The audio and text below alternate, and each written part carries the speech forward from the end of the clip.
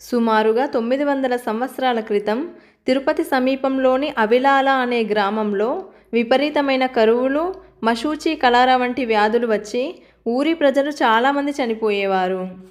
అదే సమయంలో వెంకటేశ్వర స్వామికి ఎంతో ఇష్టమైన తాతాచార్యుల వారు తన శిష్యులతో కలిసి ఈ గ్రామానికి వస్తారు. ఈ ఊరి పద్ధతి గురించి తెలియని తాతాచార్యుల వారు సరిగ్గా జాతర జరగబోయే కొద్ది రోజుల ముందు అక్కడికి చేరుకుంటారు. అసలు ఎవరు ఈ తాతాచార్యుల వారు అంటే, వెంకటేశ్వర స్వామి స్వయంగా ఆ వంశంలో ఉన్న వాళ్ళని తాత అని పిలిచారు. కాబట్టి ఆ వంశం వారందరినీ తాతాచార్యుల వారు అని అంటారు. ఇక అలా అక్కడికి వచ్చిన తాతాచార్యుల వారిని మరియు వారి శిష్యులందరినీ బంధించేస్తారు ఊరి ప్రజలు. అసలు వాళ్ళని ఎందుకు బంధిస్తున్నారో తెలుసుకుందామని తాతాచార్యులు ఊరి పెద్దల్ని అడుగుతారు. అప్పుడు గ్రామ పెద్దలు తాతాచార్యుల వారికి జరిగిన విషయమంతా చెప్పి, మీ అందరిలో ఒకరిని మాత్రమే గ్రామదేవతకు బలి ఇస్తామని అంటారు. దాంతో తాతాచార్యులు, నా శిష్యులను వదిలేయండి, అమ్మవారికి నన్నే బలిగా ఇవ్వండని చెబుతాడు. దానికి ఊరి పెద్దలు ఒప్పుకొని మరుసటి రోజు బలి ఇవ్వడానికి అన్నింటినీ సిద్ధం చేసుకుంటారు. అయితే ఆ జాతర జరగబోయే చోట తాతాచార్యుల వారు నారాయణ కవచాల్లాంటివి సిద్ధంగా ఉంచుతారు. మరుసటి రోజు జాతర మొదలవుతుంది. బలి ఇవ్వాల్సిన సమయంలో ఆ గ్రామంలో ఒకరికి అమ్మవారు పూని బలి, నరబలి అంటూ అరుస్తారు.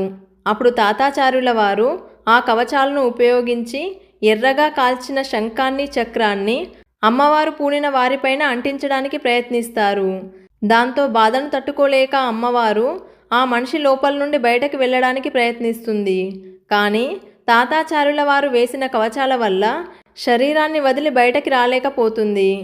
ఆ ఊరి వాళ్ళంతా ఆశ్చర్యపోయి చూస్తుండగానే తాతాచార్యుల వారు గంగమ్మ తల్లిని విగ్రహ రూపంలో ప్రతిష్ఠించి ఆ విగ్రహాన్ని అక్కడి నుండి తీసుకొని వెళ్ళిపోతారు. అలా తీసుకెళ్లిన గంగమ్మ తల్లి విగ్రహాన్ని తిరుపతిలో ఒకచోట ప్రతిష్ఠించారు. నరబలులు కోరేంత ఉగ్రరూపంలో ఉన్న గంగమ్మ తల్లిని శాంతపరిచి అక్కడే ఒక ఆలయాన్ని నిర్మించారు. అదే ఇప్పటికీ తిరుపతిలో ఉన్న తాతయ్య గుంట గంగమ్మ తల్లి ఆలయం. అయితే సుమారుగా ఒక 30 సంవత్సరాల క్రితం నొచ్చిలి కుప్పిరెడ్డి అనే తాగుబోతు భక్తుడు ఉండేవాడు. ఆయన రోజూ పీకల దాకా తాగి సరాసరి గంగమ్మ గుడికి వెళ్ళేవాడు.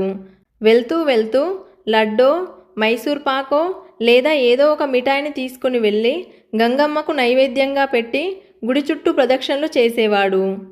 అప్పట్లో గుడి వెనక వైపున చిన్న చిన్న గుడిసెలు ఉండేవి. అక్కడుండే పిల్లలు ఆ తినుబండారాలను తినేసేవారు. ప్రదక్షిణలు చేసి తిరిగి వచ్చేసరికి ఆ మిఠాయిలు అక్కడ ఉండేవి కాదు.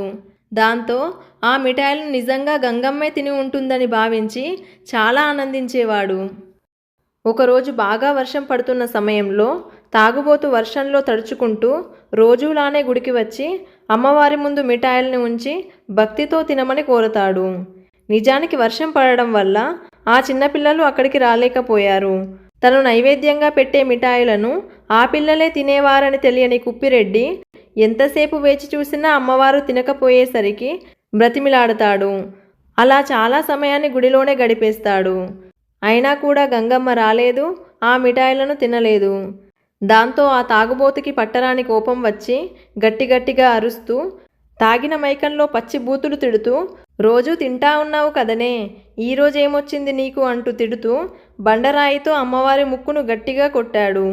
దాంతో గంగమ్మ ముక్కు నొక్కుపోయింది. తర్వాత చేసేదేమీ లేక రత్నవీలు మొదలియారు అనే అతను సిమెంటుతో చాకచక్యంగా గంగమ్మ విగ్రహానికి ముక్కును అతికించి పెట్టారు. గంగమ్మ తల్లిని అభిషేకించేటప్పుడు ఇప్పటికీ మనం సిమెంటుతో అతికించిన కొనముక్కును చూడవచ్చు.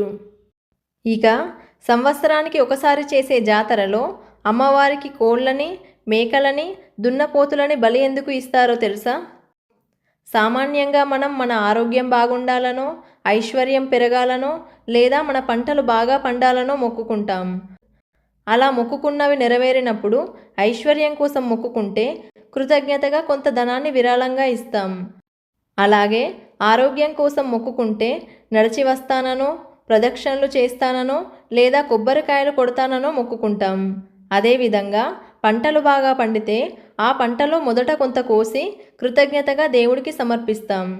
కాబట్టి మనం ఏం కావాలని కోరుకుంటామో అది నెరవేరితే దాంట్లో కొంత భాగాన్ని కృతజ్ఞతగా దేవుడికి సమర్పించుకుంటాం.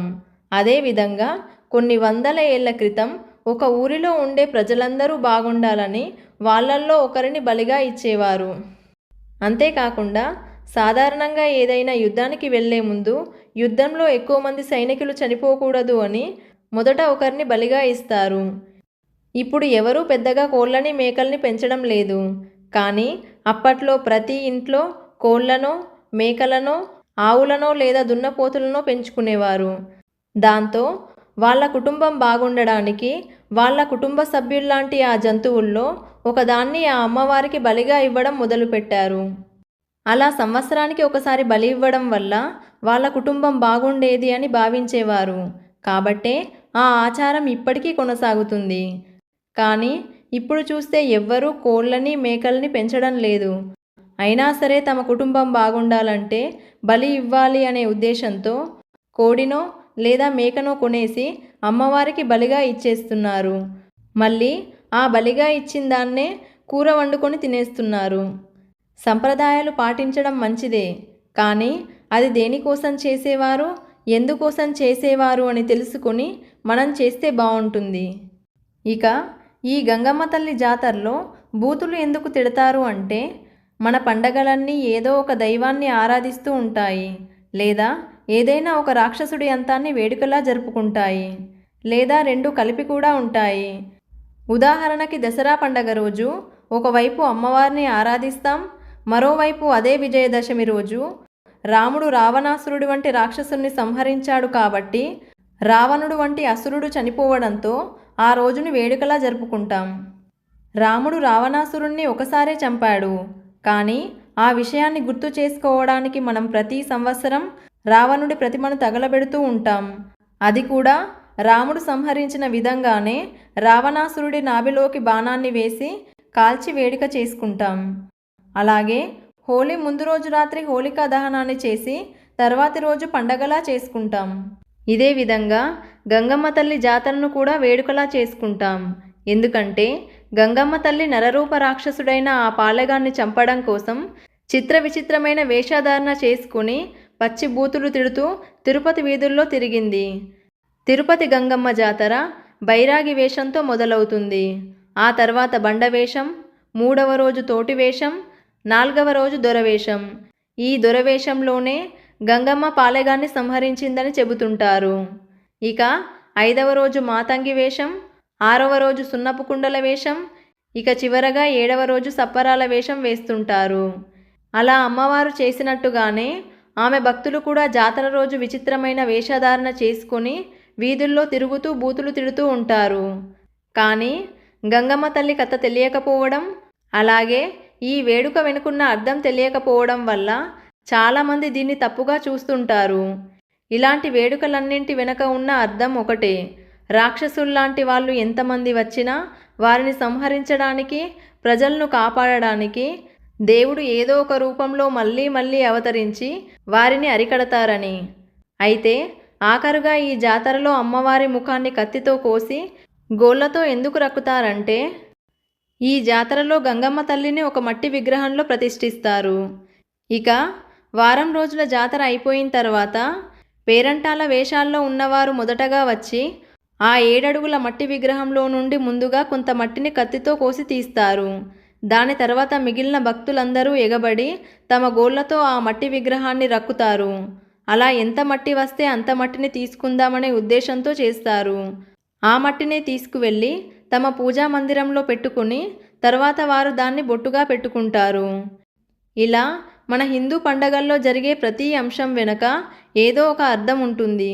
అది తెలుసుకొని పాటిస్తే బాగుంటుందని నా అభిప్రాయం. ఈ వీడియోపై మీ అభిప్రాయాన్ని కమెంట్ చేయండి. నచ్చితే లైక్ చేయండి. మీ ఫ్రెండ్స్ అండ్ రిలేటివ్స్తో షేర్ చేయండి. మీ అభిప్రాయాలని, సజెషన్స్ని కమెంట్ ద్వారా తెలియజేయండి. మీరు చేసే లైక్ అండ్ కమెంట్ వల్ల ఈ వీడియో మీలాంటి ఇంకొంతమందికి సజెస్ట్ అవుతుంది. సో ఇలాంటి మరిన్ని ఇన్ఫర్మేటివ్ వీడియోస్ కోసం సుమక్క 369 ఛానల్ని సబ్స్క్రైబ్ చేయండి. వీడియోని చివరి వరకు చూసిన మీ అందరికీ థ్యాంక్ యూ. నెక్స్ట్ వీడియోతో మళ్ళీ కలుద్దాం. జై హింద్.